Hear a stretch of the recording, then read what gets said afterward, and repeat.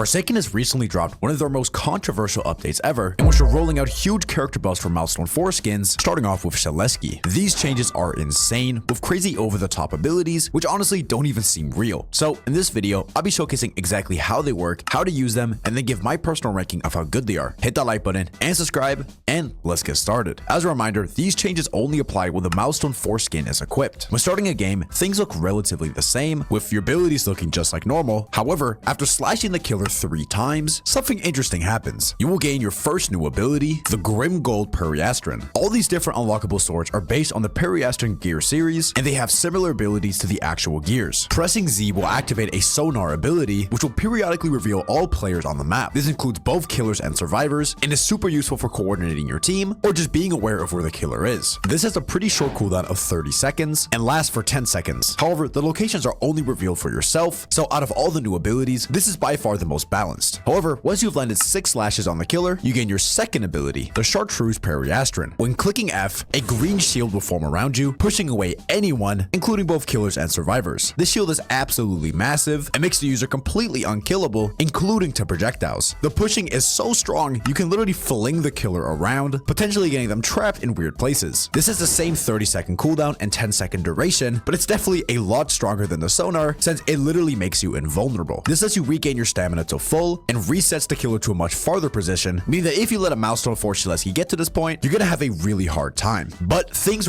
really step up a notch once you manage to land 12 swings, as you then unlock your third ability, the Crimson Periastron. If you click Y, red circles will appear around you, and after a small windup, turn into large pillars of red light that spin around you rapidly. If this hits the killer, it will instantly one-shot them. Yep, this is just as broken as it sounds. Now, thankfully, getting 12 slashes isn't really that likely in a game, but if it does happen, you have lost the game. Although, if you do somehow manage to avoid it, this has a cooldown of 60 seconds, making it a bit more counterable. However, the odds of you dodging this are pretty low. I'm not really sure what they were thinking adding this, but I guess it's kind of to serve as some kind of like time limit to kill the Milestone 4 Shalesky, because yeah, if you let them get to this point, it's over. But that's not our final ability. The last one is absolutely ridiculous and takes 30 slashes to reach, the Rainbow Periastron. When clicking P, a giant sword will appear in the air, and after a decent windup, you will release a massive blast, killing everything in front of you. This blast is huge, basically taking up the entire map. This will both kill the killer and all the survivors, and it is the most overkill thing I have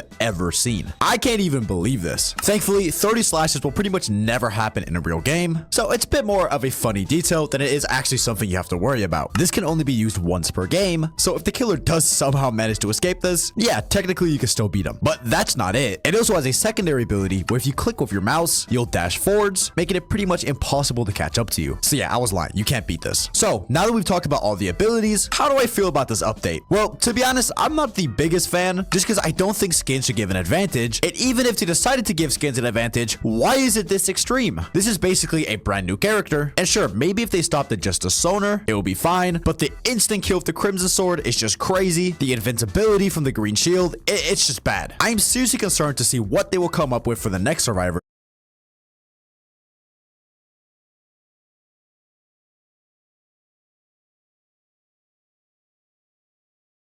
Since they have said that they're planning to add these kind of Milestone 4 buffs to every single character. And if they've already started off this strong, what can we expect to see next? Regardless, hit that like button and subscribe, and let me know in the comments below how you feel about this update. Was it a good decision or a bad decision? Also, one fact that I forgot to mention, this video is completely fake. Happy April Fools.